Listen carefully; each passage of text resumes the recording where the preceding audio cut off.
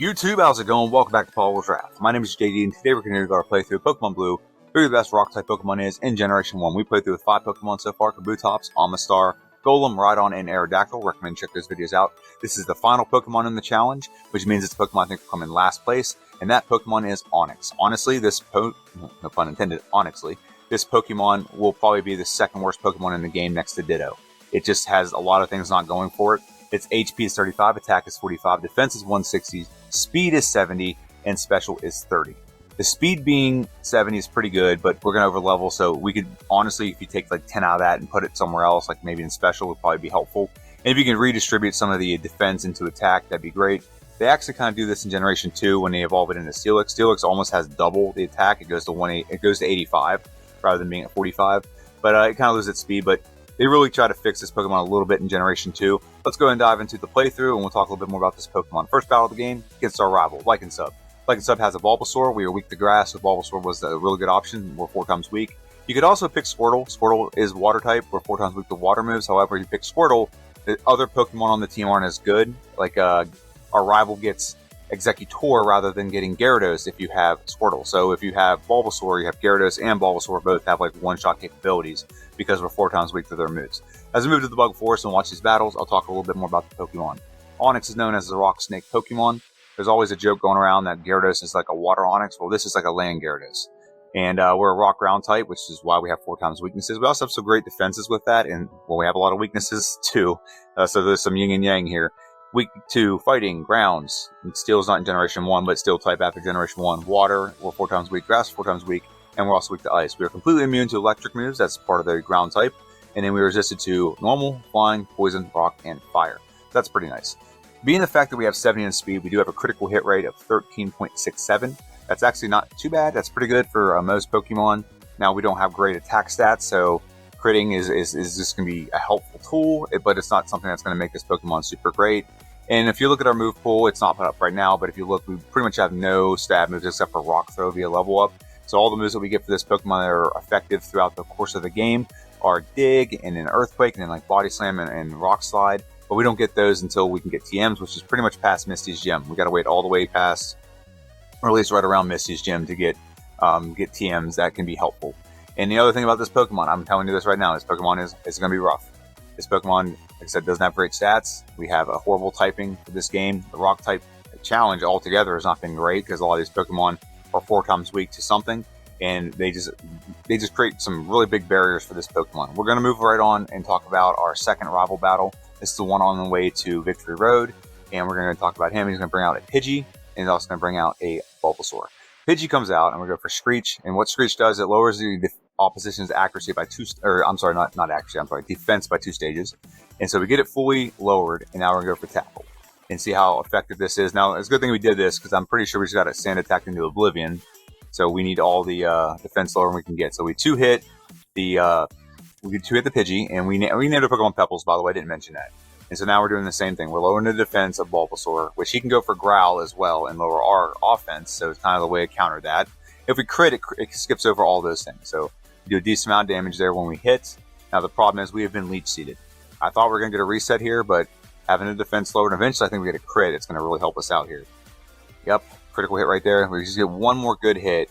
If we get a crit, it skips over all these growls that we're taking right now. Yep, we get another critical hit. So very clutch there in the battle on 3 hit points. Not great. We don't like to end battles that way. I like having like battles that are pretty much foregone conclusion, a little bit more not luck based. But we'll move right on to the Million Light Years Trainer. And we're going to go for Screech on the Diglett, and this should help us knock out the Diglett pretty easy. We don't have a great attack stat. As much as Onix looks like it's like this big, ferocious beast, and it's like massive, it is very... I wouldn't say it's not a frail Pokemon by any stretch. It has great defense, but this Pokemon does not have great attack. I'm pretty sure Weedle or Caterpie, one of those two, have a higher attack stat than this Pokemon. And our HP is only 35. And that's just about as bad as Diglett. Diglett's one of the most frail Pokemon in this game when it comes to HP, and we're just right up there with it. And all we gotta do is hit some more tackles, and this is where Sand Attack is just really being a jerk, because we don't have... This is where having a one-shot capability with a Pokemon is great, because if you just have to take one hit, and you go first, and you hit that Pokemon with something, they don't get a chance to Sand Attack you. Which is... I hate Sand Attack in Generation 1. It's one of the most broken things ever. But let's move on and face Brock. We're going to forever! And what we're going to do here is we're going to soften up his Geodude by going for Screech. He eventually will go for Defense Curl, but what we're going to do is we're going to soften it up, and then I think we're going to go for bide. I think that's the strategy I'd do here. And we're going to soften it up and then go for bide. Yep, bind. Bind, not bide, sorry. And what happens here is bind. It works like wrap, is he can't attack us back. So with a -5 in his defense, bind is a very effective, very powerful move that works very quickly. And now we're going to go for Screech on the Onix. Now, Onix is a Pokemon we actually outspeed, so that's not a problem here. And all we got to do is play bide game. It's going to go for bide, and we just don't want to attack into it. That's why we keep Screech. Screech is a great move for that, and we get his defense lowered all the way. And we're using bind. And bind isn't a great move. It's not very powerful, but it does prevent the opposition from attacking. So we can honestly probably win this battle a little bit lower level. And maybe like same level as our Brock's Onix, honestly. So we could do that. We beat Brock. We get a pretty easy win for Brock. We'll move right on to Mount Moon. And we're going to face the Super Duper Nerd who's protecting his fossils. We got Grimer here. We'll go for Screech on the Grimer. And Tackle looks like it's going to be a 2-shot. Very good. Now we have added Rock Throw. Now Rock Throw in Generation 1 is hot garbage. This move is 65% accurate. I don't know why it's so low accuracy. In Generation 2, they fixed this by making it a 90% accurate move, which is so much better. But the thing about Rock Throw is when we do use it and it does hit, it is stab, so it does do a little bit more damage than most moves. We beat the Super Duper Nerd. Now we're gonna grab the Dome Fossil. All hail the Dome Fossil. And if I didn't tell you, I knew you were gonna ask. Actually, I think we'll go ahead and ask. Comments great for the YouTube algorithm. Shout out to my driver Ed. He makes that joke, and I recommend you guys check him out. The link's in the description down below. And we're gonna face our third rival on Nugget Bridge. Pidgeotto comes out. We're gonna go for Rock Throw and Pidgeot. We just got to hit it one time, critical hit, knock it out, perfect. We don't have to worry about Sand Attack now. What we do have to worry about is the Bulbasaur. Bulbasaur has Vine Whip in this battle, so he can be very effective. And what we kind of hope here is that we can get someone to Tail Whip us, because it'll do the badge boost. However, we're going to soften him up a little bit. We do get seated, and Bind is not the greatest move to use if you're being seated, because he's going to suck back our health every time. Now, luckily, the seating isn't stab or anything, so it's not doing extra damage. It's just doing a percentage of our overall health every turn. But Bide is working because he's not able to use Vine Whip. And I think that's why I stuck with it, is because he can't use Vine Whip now. I think he just went for Vine Whip. It does a lot of damage to us, but we do edge out a win over our rival. And now we're going to move right on to this battle here. And in the bottom right corner, I did not show you our first reset. I was so thrown in the midst of, going through and editing, and I usually don't show these battles in here anyway. But this is our first reset. We're level 19, facing off against this Lass who has an Oddish and has a Bellsprout, and we don't even get to the Bellsprout. It just obliterates us, and we get beat by an Oddish. A level 11 Oddish, 8 levels lower than us, we get beat. So that is the first reset of the game. And it's actually, we don't get a lot of resets until later in the game. That was the first one. I wanted to show you that. And then I like this battle because I used to do this all the time when I first started this channel. We have the Spearow take it to 0, and then we eradicate the Eradicate. And the girl before this has 3 sand attacking Pidgeys, so I call her Sandy. But I don't talk about those battles anymore. I get right to the nitty-gritty, most of what I call the landmark fights. So now we're facing this youngster here. This youngster's got a Nidoran. We knock it out pretty easy. We have added Dig, so that's a big deal. Dig is a stab move. It's 100 base power. It's 150 with stab. It goes off our abysmal attack stat, so it's only going to be as powerful as our attacking stat will let it. However, it's a much better move than having Rock Throw. It's a much better move than having only Tackle and Bind. It's a great move. And then Body Slam adds to it as well, giving us a really solid move that we can use throughout the course of the game. We're going to Body Slam the Kadabra. It's a one-shot. We're going to go for Dig on the Ivysaur. Is it a one-shot? It is not. We get brought down to 4 hit points, but we do get the knockout, get the win over our rival. And we're going to backtrack and go face Misty. Now, the tricky thing about Misty is water type, so whatever she uses on us is 4 times effective, so she's pretty much going to obliterate us if she ever hits us. We do outspeed Misty, and unlike the other rock-type Pokemon, we do not have to get to super high level just to outspeed. We just got to make sure we're high enough level to hit and knock out. And critical hits do help, so maybe a little bit of luck was part of this. But we get a first try victory over Misty. Very nice. And we move on to the Rock Tunnel and face Boomer the Hiker. Boomer the Hiker is not a problem in this battle. We have Dig. Dig is 2 times effective against all the Geodudes and the Graveler. So this battle is a foregone conclusion. It's not like other battles we had. It's not like the Aerodactyl one where we had to take like 3 or 4 resets just to get by this guy. We obliterate the Hiker, and we're going to move right on and face Lieutenant Surge. Lieutenant Surge is a gym that is going to be an absolute cakewalk. The only thing that could possibly happen here is like we get a whole bunch of Gen 1 misses, and Voltorb can go for Sonic Boom. That's all that can happen here.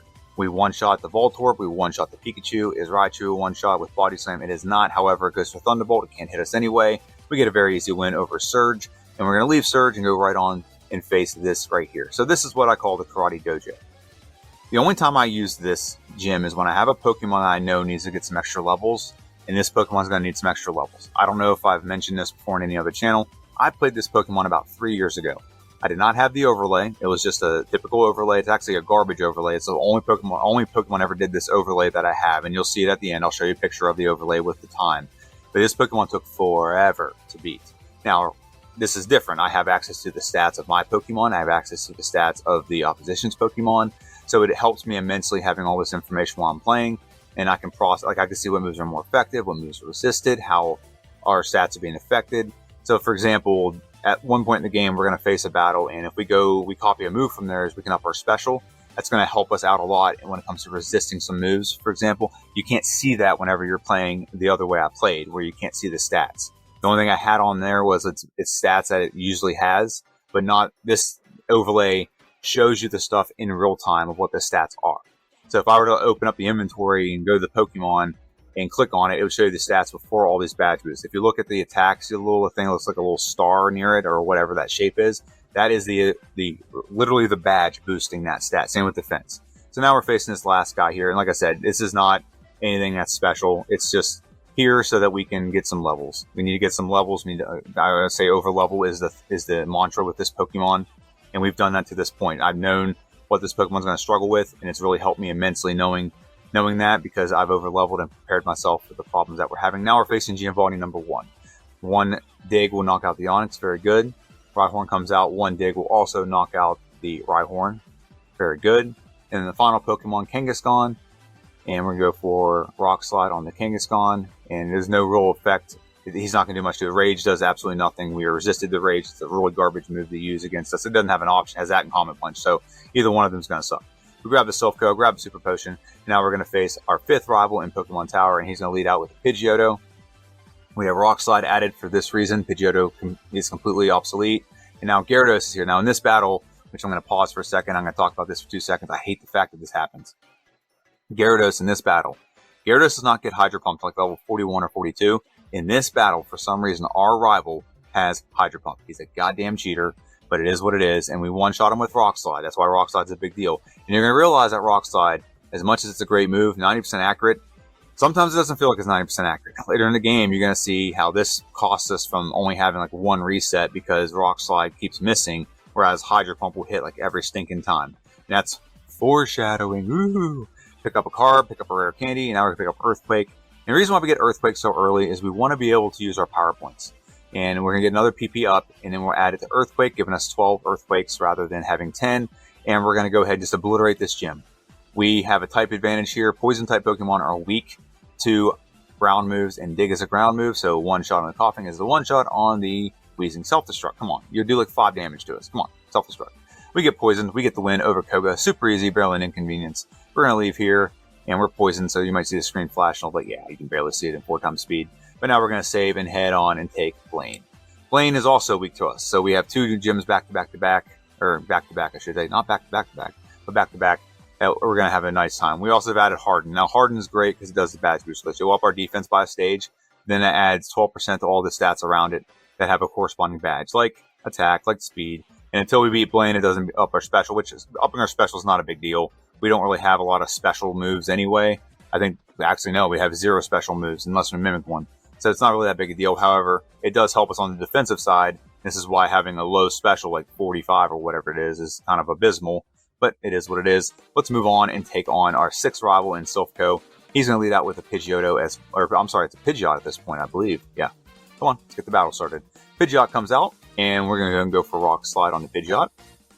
It's a one-shot, very good. Gyarados comes out, as long as we hit it, it'll be a one-shot, very good. And then the Growlithe comes out, and we just got to go for Earthquake. We just spam Earthquake the rest of this battle is what it feels like. And Harden, I don't know why we didn't go for the badge boost here, but go for Earthquake on the Alakazam. And then Venusaur comes out. Now, here's the scary part about Venusaur. He can go for Razor Leaf, which goes for Vine Whip. Look how much damage Vine Whip did. If we went for Razor Leaf, we wouldn't have survived this battle. So a little bit of RNG helped us out. We'll take the win when we can get it, especially with a Pokemon like this. We're already over an hour, and we haven't even beaten our 3rd Giovanni fight. Or, I'm sorry, our 2nd Giovanni fight, 2 Giovanni. We haven't even beaten it, and we're an hour and 6 minutes. So I'll take the lucky wins whenever we can get them. So we one-shot the Nidorino, very good. Kangaskhan comes out. We're going to 2-shot the Kangaskhan. I'll take that. That's still fine. And then Rhyhorn comes out. We have a low attack stat, so the fact that we're not one-shotting a Pokemon is not weak to us, I'm not too worried about. And we one-shot Nidoqueen, we get the win over Giovanni, and he goes, "I'm Batman," and it vanishes. And we're going to teleport right in front of Erica and face Erica. Now, we didn't want to face Erica until like almost last, because Erica, grass type, she has Razor Leaf. Pretty much both of her Pokemon have a move that can just one-shot us if we're not careful, and so that was the whole point. And Tangela is just a garbage Pokemon anyway, so we don't have to worry about it. But the thing we were worried about the most was potentially getting either Razor Leaf by the Victory Bell or Petal Dance by the Vileplume. And that leads us right into our battle against Sabrina. Sabrina's not really a problem. Sabrina and her whip, I gotta say that before the battle starts. She just has good special. So her good special is going to give problems to us. It's not going to be something that's it's not super effective. It's just we're weak to the move. So Psychic does do a decent amount of damage on the Kadabra. And we go ahead and we're going to face the Mr. Mime. Mr. Mime isn't quite as bad because it only has Confusion. We do one-shot, and we're going to one-shot the Venomoth. Do we one-shot the Alakazam? I believe we do. Alakazam's pretty frail. The only question is, do we outspeed? Usually with Alakazam, and with this Pokemon, we have great speed, so that's not even a problem. And we move right on to Giovanni number 3, the final gym leader of the game, and he's going to come out, and he's going to face us with a Rhyhorn. Rhyhorn is a great Pokemon to set up on. So we're going to go for Harden. And the only problem with right now is we're kind of midway through our leveling up, so we may lose our badge boost after this, but we're going to go for Earthquake. One shot on the Rhyhorn. We are going to one-shot the Dugtrio. And then Nidoqueen comes out, one shot on the Nidoqueen. Very good. Nidoking comes out, one shot on Nidoking. Very good. Now we level up, lose all of our badge boosts. However, I think we're still not going to have a problem knocking out the Rhydon. We get a 2-hit knockout, we outspeed, we're a higher level. So that move is completely worthless. We beat Giovanni number 3 and move on to our penultimate rival battle. The rival battle right before the Victory Road. And he's going to come out with a Pidgeot. And Pidgeot is a Pokemon now that is not a problem because it used to set up Sand Attack and lower our accuracy. Now it doesn't have Sand Attack. So hard number 1, hard number 2. We could technically set up all the way to +6 if we want to. I think we're going to, aren't we? Yep, we're going to do it. And one more. Why not? We're fully maxed out on defense. Our attack stat isn't really great, but it's higher than it was. Body Slam. I don't know why we didn't go for Rock Slide, but it is what it is. Rhyhorn comes out. Earthquake on the Rhyhorn will be a one-shot. Very good. Next Pokemon out is Gyarados. As long as we hit a Rock Slide, we'll knock it out. Very good. Even a critical hit, it doesn't hurt us or anything like that. Go for Earthquake on the Growlithe. Very good. Alakazam comes out. Earthquake. Very good. And then we have one Pokemon left, and that is the Venusaur. Do we one-shot the Venusaur? We do not one-shot the Venusaur. Vine Whip doesn't do that much damage. Razor Leaf would have been better. I think we would have survived anyway, but we beat our rival and move right on to the Elite Four. Now that we're at the Pokemon League, we're gearing up to go take on the Elite Four. But first thing we want to do is look at our stats and look at our moves. Our stats, before we have any badge boosts, our attack is 126, defense is 289, speed is 161, and special is 105. With our badges, there we go, corresponding with our stats. We have attack stat in battle is 141, defense is 325, speed is 181, and special is 118. And in our moves going in, we're not going to change this up too much other than Mimic. We have Earthquake, Body Slam, Harden, and Rock Slide. The only move we're going to change out is Harden, and you're going to see that in the first battle against Lorelei. It's very helpful to switch this out against Lorelei. It takes us a couple tries to figure this out, so let's go and watch our first battle against Lorelei. I think we actually get pretty good luck against Lorelei in the first battle. It falls apart at the end. Actually, no, I think it's the one where we actually lose a couple times to the Cloyster. Cloyster is kind of a problem. We do one-shot the Dugong, so that's nice. And then Clamp is such a good... Oh my god, that did so much damage. So there's our second reset of the game, but our first reset against the Elite Four. Now we're going to try this again. Rock Slide is a very effective move against the Dugong Gong Gong. And we just got our attack lowered, so you're going to see me do another reset. So there's 2 quick resets to Lorelei. And Dugong comes out again. We're going to go ahead and go for Rock Slide. Very good. It's a one-shot. We get a critical hit. That's 2 in a row. That's pretty lucky, I should say. And we're going to go ahead and go for Rock Slide again on the Cloyster. And now we get to the Slowbro, and here's the problem. We're going to start setting up on the Slowbro. He's going to go for Withdrawal. And we're going to knock it out, but the problem is we're not going to do enough damage to the Lapras, and Lapras is going to one-shot us. We have enough damage to knock out the Jinx. That's not a problem. But Lapras is a problem, because we're not knocking out the Lapras in one hit. Hydro Pump hits, it obliterates us. So here's what we're going to do. We're going to add in Mimic, and when we get to the Slowbro, we're going to Mimic Amnesia. So if you don't know what Amnesia does, it ups your special by 2 stages. So if we up our special by 2 stages 3 times, we're going to have a really high special. And then when we get to the Lapras, if we're not one-shotting the Lapras, we can at least tank maybe a Hydro Pump or 2. And if he's having to attack more than once to knock us out, that's advantage us, because Hydro Pump is 80% accurate. So it's going to make it so the odds of him knocking us out are much slimmer because he has to use the move more than once. It's one thing whenever you use Hydro Pump one time, you can obliterate something with 80% accuracy. So another thing we have to rely on to hit multiple times at 80% accuracy. Then the odds fall in our favor to win the battle. So now Lapras comes out. And did our strategy work? It worked. We did badge boost as well, but we would have probably been able to tank a Hydro Pump no problem. And that leads us right into our next battle, which is against Bruno. We don't talk about Bruno very much. He's kind of the lost hiker that wandered into Elite Four, and they just accept him as one of their own. So Onix comes out, and we're going to go for Earthquake on the Onix. We get a Gen 1 miss. That's fun. And that's a great time right there. And we're going to go for Earthquake. Very good. Knock out the Onix. We're going to go for Mimic on Ice Punch. It'll help us knock out the Onix. We don't have a lot of Earthquakes left, and I didn't want to rely too much on using Body Slam. We're going to use Body Slam against this Pokemon because it's paralyzed, but I don't want to rely too much on that. Earthquake on the Hitmonlee. It's a one-shot. Very good. Onix comes out, and we're going to go for Ice Punch on the Onix. It's super effective. And then Machamp comes out, and Machamp, we're going to go for Earthquake on the Machamp. It looks like it's going to be a two-shot. As long as we don't miss, there we go. We get the knockout, get the win over Bruno. Like I said, super easy, barely an inconvenience. And that leads us right into Agatha. Now, we actually have a great matchup against Agatha. We outspeed her, and Earthquake is a move that pretty much obliterates everyone on her team except for Golbat. But then for Golbat, we have Rock Slide. And Rock Slide, if it doesn't miss, it's a great move, and it'll knock it out. Very good. So, as of this point, this is a foregone conclusion. As long as we just keep spamming Earthquake, this battle is pretty good. Onix does great against Agatha. Even for like lower level, like 62 or something, it'd still be effective. So we beat Agatha, and we're going to move right on and face our next trainer, which is going to be Lance, the Dragon Master. He comes out with a Gyarados. This is another reason why we want Rock Slide, and we got to be at level 73 to beat him. Is Rock Slide is a one-shot, and this battle is pretty much done.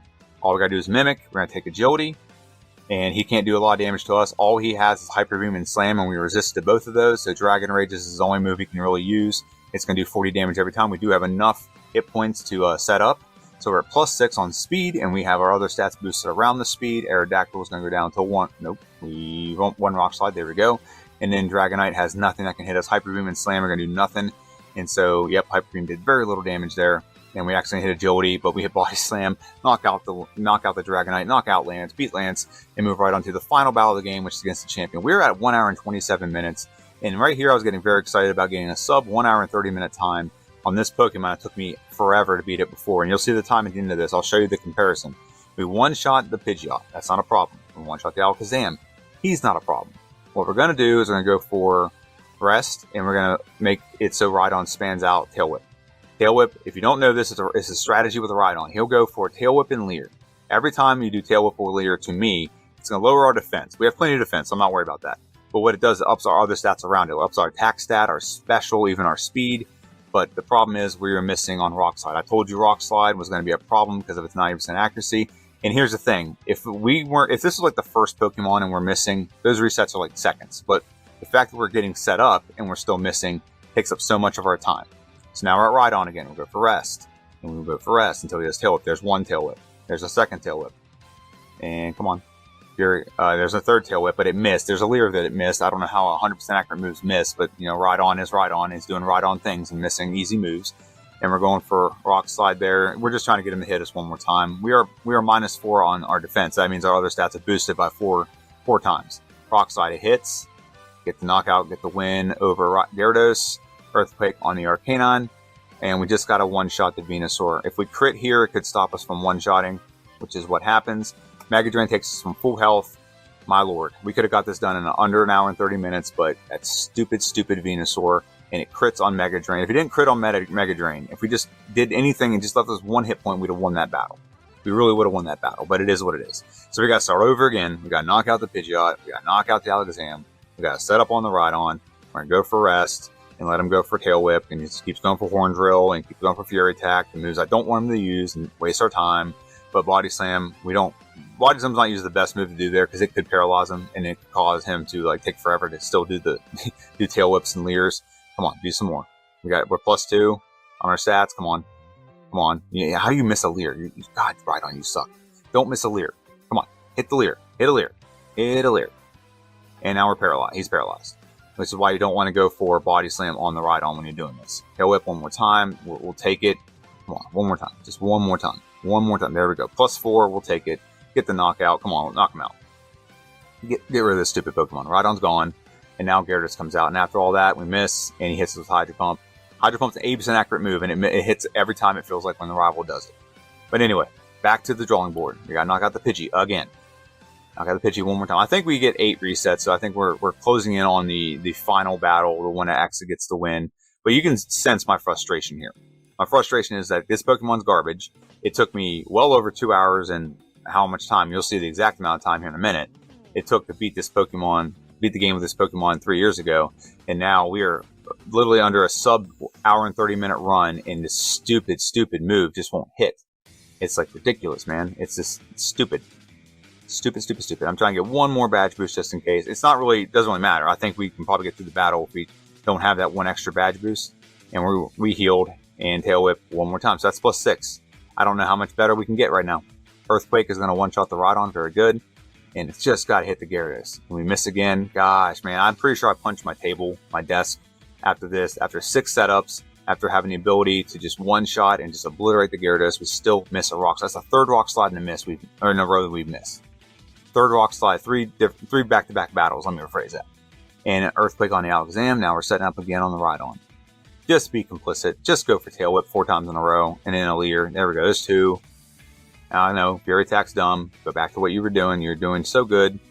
Come on. While I'm asleep, do 2 more times. Come on, just do 2 more times. Taking forever. Leer. And this is why this strategy sometimes can be just a pain in the butt. There's 4. Okay, that's enough. Come on, we can go for the knockout now. Body Slam, Tail Whip. That's good. That's good. Come on, just go for the knockout. You don't need to worry about your health. Come on.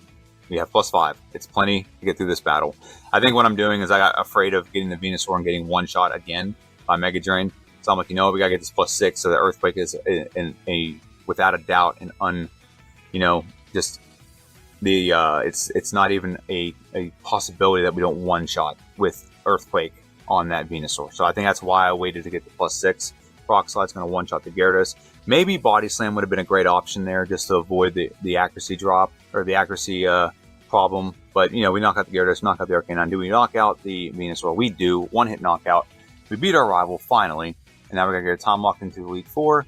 And I'll pause it right here at 1 hour, 33 minutes, and 21 seconds. Now, that may seem like an abysmal time, which it is. But if you compare that to the one I had a long time ago, and like I said, the overlay stunk. It's the only Pokemon I did this overlay with, so don't judge me too much. It was a one-time thing. But the time, if you look on the right side where it says game time, 2 hours and 36 minutes and 23 seconds. This time actually does not reflect this Pokemon very well because I paused the timer a bunch of times thinking of strategies, going and leveling up in Victory Road. This Pokemon really presented me with so many problems that it was really, really frustrating trying to find a solution to this Pokemon. But essentially, an hour and 33 minutes and 21 seconds is the time. When we look at our tier list, where does this put this Pokemon? Well, there's a reason why I call the F tier the Onix tier, because Onix ends up down here in the F tier, right behind Hitmonchan. And he's going to be in last place. I don't think he's going to get anywhere close to getting out of the F tier. In fact, you should probably put him, I'm going to do this real quick, way over here, honestly, okay? Because he's not getting any, he's never going to break out of the F tier. He's that bad at Pokemon. Now, are there worse Pokemon? Now, I've played Generation 2 and have Pokemon take almost 3 hours. So there's definitely worse scenarios. You just got to know how to play Onix, and if you're prepared for what you have to deal with, he's not the worst Pokemon. You just got to be prepared. If you're not prepared and you just run into, like, if you leave Mount Moon and go right to Misty and try to beat her, you're going to get your butt whipped. That's that simple. If you don't have Dig, you don't have the ability to one-shot her with anything, you're just going to get your butt whipped. This is how it is.